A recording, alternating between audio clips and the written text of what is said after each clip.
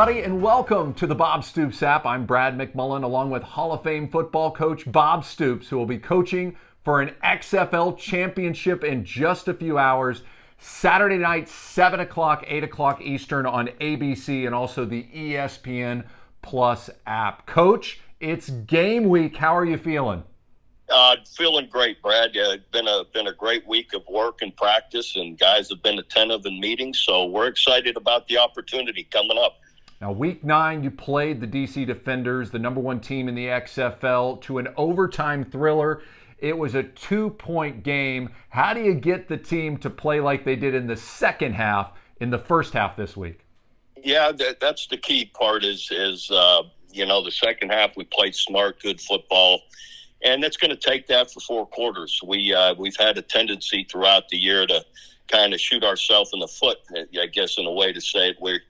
And in that game, we threw an interception for a touchdown, which didn't help us, and we were just really inconsistent finishing drives. So missed a field goal, threw a pick for a touchdown, couldn't convert, on short yardage. So anyhow, if we can play a clean, smart game, we'll have a great opportunity to win. We talked last week about the health of the team. Are we still healthy heading into the game?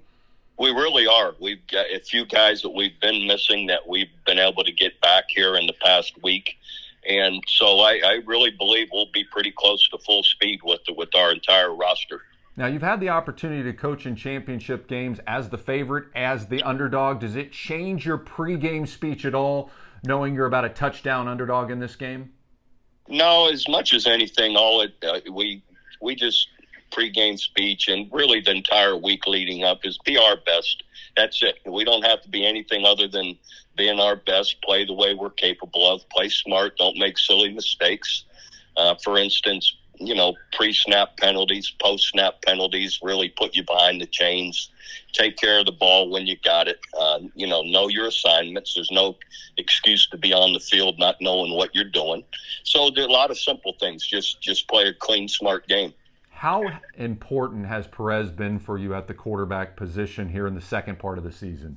Yeah, Luis has been incredibly special for us. Just a real true leader in the locker room, off the field, as well as on the field. It really kind of a galvanizing force is what he is. He just brings people together and a really talented guy. He got a great arm and really gets the ball out quick, reads the defense quickly. So hopefully, Luis will have to have a really good game, but I believe he can.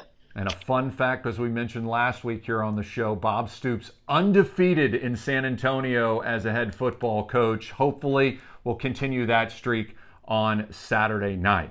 All right, let's talk about other big headlines. Oklahoma and Texas now officially going to start in the SEC with both Board of Regents voting last week to make that happen in 2024. Coach, do you think both teams are ready for the SEC right now?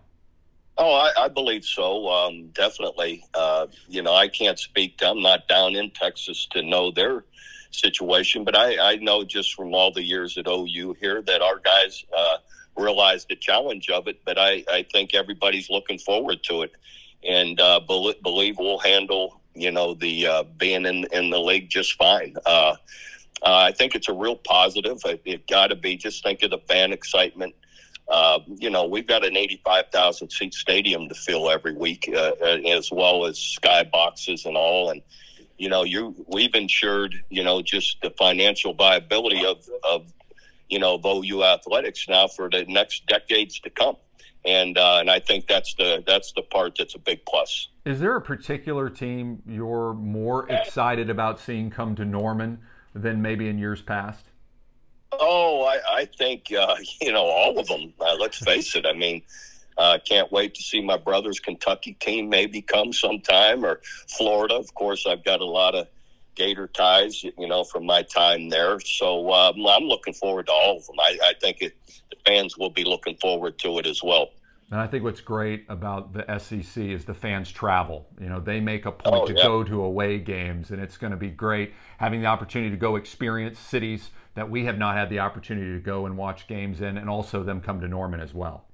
Definitely. And, our fan base travels well also. So just the opportunity to go to some of those places we haven't been, I think is going to create great excitement. Yeah. All right. One of the big stories that's been out there as of late over the last 2 weeks has been gambling in college sports.